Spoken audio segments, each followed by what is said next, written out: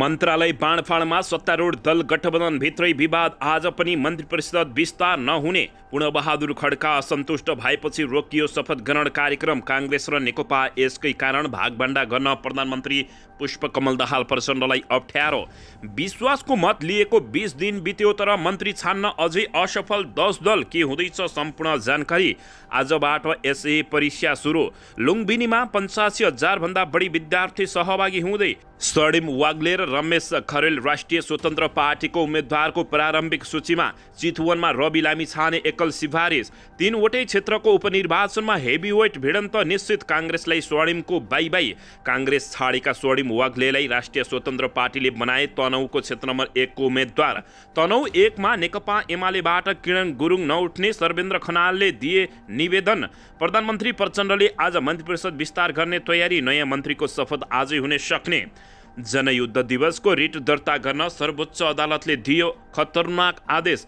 दङ्ग परे राष्ट्रिय स्वतन्त्र पार्टीका अध्यक्ष रवि लामिछाने भने अब स्वर्णिम दिनहरू आउनेछन्। राष्ट्रिय स्वतन्त्र पार्टीका उम्मेद्वार चितवनमा रवि, तनहुँमा स्वर्णिम वाग्ले र बारामा रमेश खरेल। आरजु गिरोहको हेपाईले पार्टीमा बस्न नसकेको भन्दै डाक्टर स्वर्णिम वाग्लेले छाडे काङ्ग्रेस।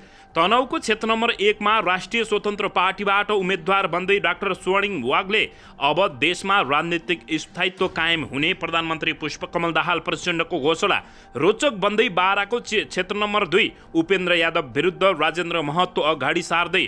लोसपा नेपाली काङ्ग्रेसले तनहुँ 1 मा गोविन्द भट्टराई र चितवन 2 मा जितनारायण श्रेष्ठलाई उम्मेद्वार बनाउने। नेपाली काङ्ग्रेसमा मन्त्री चयनको रस्साकसी। देउबालाई भेट्दै शेखर कोइराला लगत्तै टिमको बैठक बस्ने। सत्तारूढ दल गठबन्धनको तालमेलको प्रस्ताव राष्ट्रिय स्वतन्त्र पार्टीद्वारा अस्वीकार। तनहुँमा पनि जित्ने दावी। रवि लामिछानेलाई हराउने जितनारायणको दावी। मङ्सिरमा हावाहुरी ल्याउने मान्छे पहिचान गर्दैछन् भन्दै उनको अभिव्यक्ति। एकीकृत समाजवादी पार्टीका उपाध्यक्ष बेदुराम भुषाल शिक्षा मन्त्री बन्ने। पूर्व राजा ज्ञानेन्द्र शाह सक्रिय राजनीतिमा फर्किने गरे सङ्केत। आत्तीय गणतन्त्रवादी नेता। विश्वासको मत पाएको 10 दिनपछि मन्त्री परिषद विस्तारमा प्रधानमन्त्री पुष्पकमल दाहाल प्रचण्ड व्यस्त। आजै शपथको तयारी। जसपामा मन्त्री छान्ने अधिकार उपेन्द्र यादवलाई दिने निर्णय। सङ्क्रमणकालीन न्यायबारे केपी शर्मा ओलीको भनाई। सरकारले पीडितको घाउमा नुनचुक लगाउन खोज्दैछ। भोलिदेखि एसए 5 लाख विद्यार्थी सहभागी हुने। नतिजा सुधार्न 1 दिन बिदा। निजी क्लिनिकमा नाम भएका सरकारी डाक्टरलाई कारबाही गरिने। प्रधानमन्त्री पुष्पकमल दाहाल प्रचण्डलाई केपी शर्मा ओलीको सुझाव। भारत भ्रमणका बेला नेपाली भूमिमाथि दाबी गर्नुहोस्। साताको कारोबारको अन्तिम दिन दोहोरो अङ्कले घट्यो नेप्से। कति भयो त कारोबार यसबारे सम्पूर्ण जानकारी। मिटर ब्याजी पीडितलाई चिसोको समस्या 4 जना अस्पताल भर्ना। र धरान उपमहानगरपालिकामा कालो झण्डा गरेर गरियो तालाबन्दी। कोशी प्रदेश आन्दोलनले लियो उग्र रूप। सरकार र मिटर ब्याजी पीडितबीच छलफल सकारात्मक। चितवनको क्रिकेट रङ्गशालाको समस्या 2 सप्ताहभित्र समाधान हुने प्रधानमन्त्री पुष्पकमल दाहाल प्रचण्डको घोषणा। हिन्दू राष्ट्रको माग गर्दै जनकपुरमा सम्राट सेनाको शक्ति प्रदर्शन। बाचा गरेको 10 करोड नदिएपछि गण्डकी प्रदेशसँग रिसाए महावीर पुन। अब हेर्नुहोस् पुरा समाचार।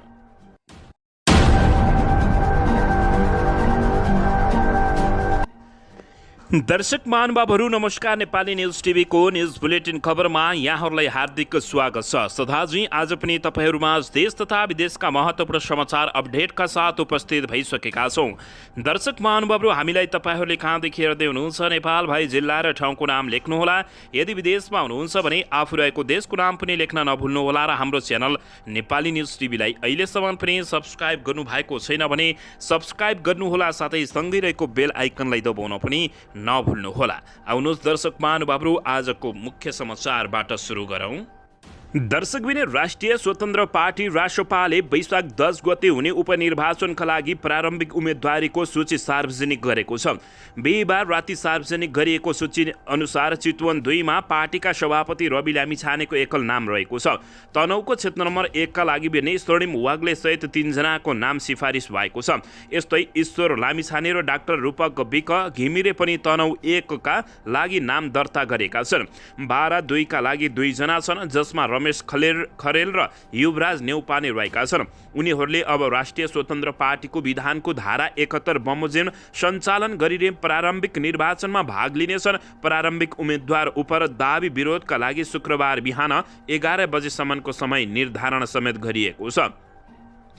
दर्शक महानुभावहरू, अन्ततः रवि लामिछाने यति बेला स्वर्णिम वाग्ले रवि लामिछानेको पार्टीमा आएपछि दङ्ग परेका छन्। डाक्टर स्वर्णिम वाग्लेले राष्ट्रिय स्वतन्त्र पार्टी प्रवेश गरेसँगै राष्ट्रिय स्वतन्त्र पार्टीका प्रमुख रवि लामिछाने आफ्नो खुसी सामाजिक सञ्जालमा छफ्काएका छन्।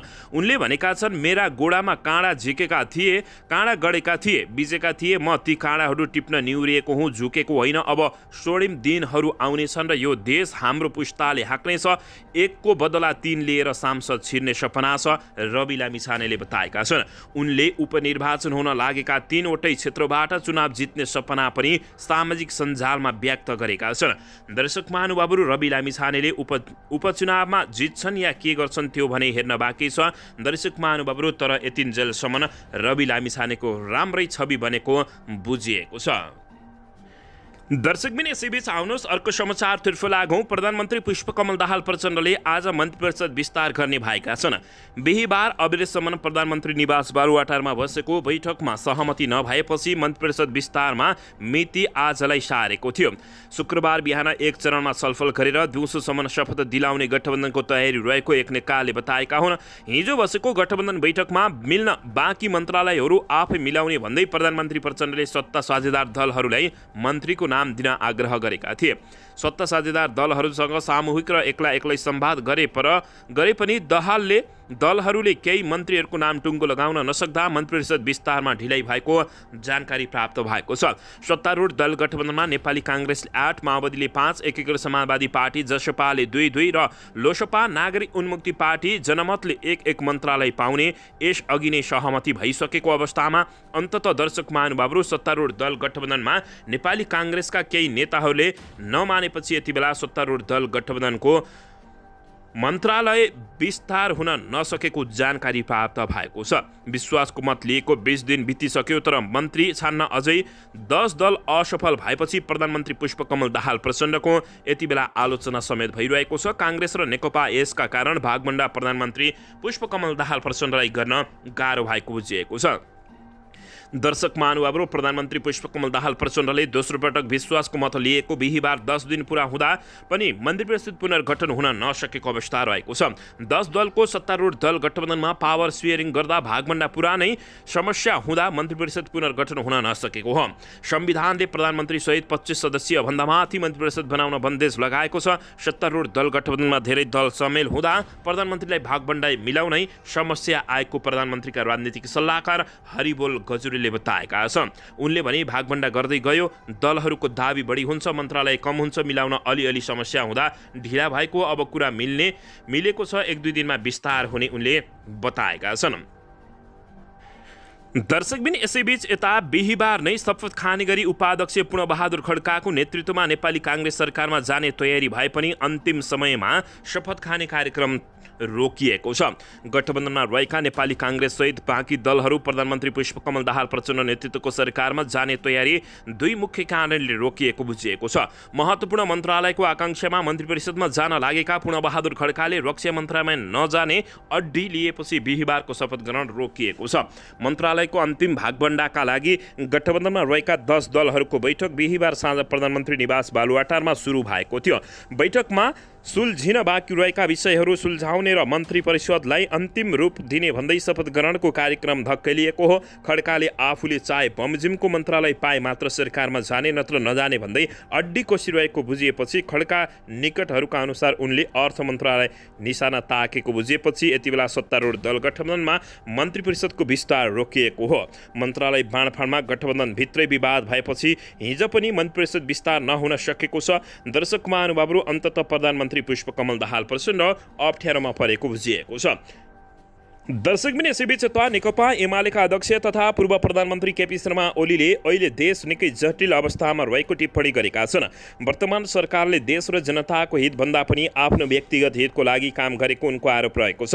आज देशको अवस्था निकै जटिल छ, अझ बढी गम्भीर अस्थिर बढेको छ। यसै भन्न सकिने अवस्था छैन, देशमा अस्थिरता छ। गत मङ्सिर 4 गते चुनाव भयो, यसबीचमा उतार चुनाव भए।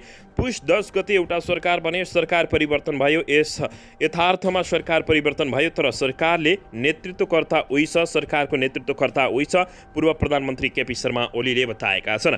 पूर्व प्रधानमन्त्री केपी शर्मा ओलीले सरकारप्रति व्यङ्ग्य गर्दै सरकारबारे प्रश्न उठाउँदै ओलीले भने, हाम्रो सीमा मिचिदो छ तर सरकार मौन छ, यसमा बोल्यो भने उसको सत्ता धरापमा पर्न सक्छ भन्दै यस्तो बताएका छन्। दर्शक महानुभावहरू, यसैबीच प्रधानमन्त्री पुष्पकमल दाहाल प्रचण्डलाई उनले भारतसँग झुकेको संज्ञा दिएका छन्। दर्शकबिन यसैबीच यता प्रधानमन्त्री पुष्पकमल दाहाल प्रचण्डले चितवनमा रहेको क्रिकेट रङ्गशालाको समस्या 2 साताभित्रै समाधान हुने घोषणा गरेका छन्। बिहिबार चितवन स्थित भरतपुर विमानस्थलको नयाँ टर्मिनल भवनको शिलान्यास गर्दै प्रधानमन्त्री प्रचण्डले रङ्गशालाको समस्या 2 सातामा हल हुने घोषणा गरेका छन्। उनले रङ्गशालामा रहेका समस्या हल गर्ने जिम्मा सरकारले लिने जिकिर गर्दै प्रधानमन्त्री प्रचण्डले थोरै मन्त्रालय मिलाउन बाँकी रहेकोले छिट्टै मन्त्रीपरिषद विस्तार हुने जिकिर जानकारी दिएका छन्। भरतपुर विमानस्थलको नयाँ टर्मिनल भ्याट बाहेक 1 वर्ष 27 करोड 1 अर्ब 27 करोड 90 लाख 98,977 रुपियाँ निर्माण गर्न लगाइएको हो। टर्मिनल भवनको निर्माण 36 महिनामा सम्पन्न गरिसक्ने सम्झौता रहेको जानकारी प्राप्त भएको छ। दर्शकबिन यसैबीच यता सर्वोच्च अदालतले प्रत्येक वर्ष फागुन 1 गते जनयुद्ध दिवस भनेर बिदा दिने सरकारको निर्णय विरुद्ध रिट निवेदन दर्ता गर्न आदेश दिएको छ। चैत 13 गते ज्ञानराज आरोहण, कल्याण बुढाथोकी लगायतले पेश गरेको रिट सर्वोच्च अदालत प्रशासनले दरफिट गरेको थियो। उक्त आदेश विरुद्ध दिएको परेको रिट निवेदनमाथि सुनवाई गर्दै बिहिबार न्यायाधीश प्रकाशमान सिंहको एकल इजलासले दर्ता गर्न आदेश दिएको छ। हालको पुष्पकमल दाहाल प्रचण्ड नेतृत्वको सरकारले फागुन 1 गते जनयुद्ध दिवसका सार्वजनिक बिदा दिने निर्णय गरेको थियो। त्यसका विरुद्ध द्वन्द्व पीडितहरू अदालत गएका हुन्। अब बिदा दिने बारे भएको निर्णय उप न्यायिक परीक्षणका लागि बाटो खुलेको सर्वोच्च अदालतले जानकारी दिएको छ। दर्शक महानुभावहरू, यति बेला राजतन्त्रवादीहरूले यसको अत्यन्तै विरोध गरिसकेका थिए। दर्शक महानुभावहरू, यसैबीच यता तनहुँ 1 मा नेकपा एमालेबाट सर्वेन्द्र खनाल उठ्ने भएका छन्। नेपाली काङ्ग्रेसका नेता गोविन्द भट्टराईको नाम टुङ्गो लगाएसँगै नेपाली काङ्ग्रेस परित्याग गरेर राष्ट्रिय स्वतन्त्र पार्टीबाट अर्थविद स्वर्णिम वाग्ले उम्मेद्वार बन्ने चर्चाले तनहुँमा यति बेला तनङ्ग ल्याएको छ। गोविन्द र वाग्लेको चर्चाबीच नेकपा एमालेलाई पनि उम्मेद्वार टुङ्गाउन दबाव परेको छ। तनहुँ 2 मा काङ्ग्रेसका शङ्कर भण्डारीसँग पराजित भएका नेकपा एमाले स्थायी कमिटी सदस्य किरण गुरुङले आफू उपचुनावमा नउठ्ने बताएका छन्। उनले कुराकानी गर्दै भने, म उम्मेद्वार नहुने निर्णयमा पुगिसकेको छु। गुरुङ पछि हटेसँगै नेकपा एमालेबाट पूर्व प्रहरी निरीक्षक आइजिपी सर्वेन्द्र खनालको चर्चा सुरु भएको छ। दर्शकबिन, अन्ततः अर्थविद डाक्टर स्वर्णिम वाग्लेले नेपाली काङ्ग्रेस छाडेको घोषणा गरेका छन्। उनले काङ्ग्रेस छोडेको सार्वजनिक घोषणा नगरे पनि काङ्ग्रेसका नेताहरूलाई पत्र लेखेर यसबारे जानकारी गराएका छन्। पत्रमा उनले काङ्ग्रेसप्रति अपार सद्भावका बावजुद आरजु गिरहको हेपाइले नेपाली काङ्ग्रेसमा बस्न नसकेको उल्लेख गरेका छन्। उनले नेताहरूलाई भेटेर कुरा राख्दा नेपाली काङ्ग्रेस नछोड्न आग्रह गर्ने भन्दै आफू निगाह कुरेर नबस्ने उल्लेख गरेका छन्। डाक्टर स्वर्णिम वाग्लेले समय तोकेर आफ्नो उमेर, ज्ञान र ऊर्जा सान्दर्भिक रहँदै डेलिभरीको प्रयासमा लागेको समेत बताएका छन्। दर्शक महानुभावहरू, अन्ततः तनहुँ क्षेत्र नम्बर 1 मा राष्ट्रिय स्वतन्त्र पार्टीबाट डाक्टर स्वर्णिम वाग्ले उठ्ने चर्चा रहेको छ। राष्ट्रिय स्वतन्त्र पार्टी रासपाले तनहुँ 1 मा अर्थशास्त्री डाक्टर स्वर्णिम वाग्लेलाई उम्मेदवारी बनाउने तयारी गरेको बुझिएको छ। वैशाख 10 मा हुने उपनिर्वाचनमा तनहुँ 1 बाट राष्ट्रिय स्वतन्त्र पार्टीको उम्मेद्वार बनाउने विषयमा वाग्लेसँग सम्पर्कमा रहेको केन्द्रीय सदस्य दीपक बोहराले जानकारी दिएका छन्। तनहुँको क्षेत्र नम्बर एकबाट उम्मेद्वार बनाउने विषयमा उहाँसँग हामीले निरन्तर कुराकानी गरिरहेका छौँ। उम्मेद्वार बन्न उहाँ सकारात्मक हुनुहुन्छ। थप छलफल गरेपछि केही दिनमा निर्णय लिन्छौँ, उनले बताएका छन्। सोही क्षेत्रबाट निर्वाचित नेपाली काङ्ग्रेसका सांसद रामचन्द्र पौडेल 25 फागुनमा राष्ट्रपतिमा निर्वाचित भएपछि नेपाली काङ्ग्रेसले केन्द्रीय सदस्य गोविन्द भट्टराईलाई उम्मेदवारी बनाउने निर्णय गरेको हो। मङ्सिर 4 मा भएको निर्वाचनमा नेपाली काङ्ग्रेसको घोषणापत्र तयारी समितिको सदस्य रहेका उनलाई महामन्त्री गगन कुमार थापाले चितवन वा काठमाडौँ 4 बाट उठ्न सुझाव दिएका थिए, तर उनलाई उम्मेद्वार बनाउन सभापति शेरबहादुर देउबाले नमानेको आरोप लागेपछि उनले अन्ततः नेपाली काङ्ग्रेस छाडेको घोषणा गरेका छन्। दर्शकबिन यसैबीच आउनुहोस् अर्को समाचारतर्फ लागौँ। लोकतान्त्रिक समाजवादी पार्टी लोसपाले वैशाख 10 मा हुने उपनिर्वाचनमा 12-2 वरिष्ठ नेता राजेन्द्र महतोलाई उम्मेदवारी बनाउने भएको छ। अन्ततः रोचक बन्दै 12 क्षेत्र नम्बर 2 मा उपेन्द्र यादव विरुद्ध राजेन्द्र महतो पनि अगाडि सारेका छन्। मङ्सिर 4 मा भएको निर्वाचनमा सर्लाही 2 बाट पराजित भएका राजेन्द्र महतोलाई लोसपाले उम्मेदवार बनाउने तयारी गरेको हो। लोसपाका एक नेताले भने हामीले महतोजीलाई उम्मेदवार बनाउनु पर्यो भनेका छौँ, उहाँ उपनिर्वाचन लड्न तयार हुनुहुन्छ भनेर उनले बताएका छन्। दर्शकबिन यसैबीच 12-2 मा रोचक चुनावी प्रतिस्पर्धा हुने देखिएको ती नेताले बताएका छन्। उनले जसपाका अध्यक्ष उपेन्द्र यादवलाई टक्कर दिन महत्त्व त्यहाँ चुनाव लड्न लागेको बताइएको छ। जसपाका अध्यक्ष यादव सत्तारूढ दल गठबन्धनको बैठकको साथ सत्तारूढ दल गठबन्धनबाट साथ लिने प्रयासमा रहेका छन्। उनले नेपाली काङ्ग्रेस, माओवादी केन्द्र, एकीकृत समाजवादी पार्टीको समेत साथ पाउने सम्भावना रहेको छ। तर सत्तारूढ दल गठबन्धनमै रहेको जनमत पार्टीले पूर्व मन्त्री तथा माओवादीका नेता शिवचन्द्र कुशवाहालाई पार्टीमा भित्राएर उम्मेद्वार बनाउने रणनीति तय गरेको छ। कुशवाहा पनि गत निर्वाचनमा जसपाका रामसय प्रसाद यादवसँग करिब 300 मतले मात्रै पराजित भएका थिए। एमाले नेता बलवीर चौधरी र पुरुषोत्तम पौडेल सो क्षेत्रका सम्भावित उम्मेद्वार हुन्। बलवीर गत चुनावमा प्रदेशसभामा सोही क्षेत्रमा स्वतन्त्र उम्मेद्वारसँग पराजित समेत भएको जानकारी प्राप्त भएको छ। पूर्व मन्त्री तथा पोलिट ब्युरो सदस्य पौडेल पनि मुख्य दावेदार मानिएका छन्। उनलाई उम्मेद्वार बनाउन स्थानीय नेताहरूले शीर्ष नेतृत्वलाई सुझाव समेत दिएको जानकारी प्राप्त भएको छ।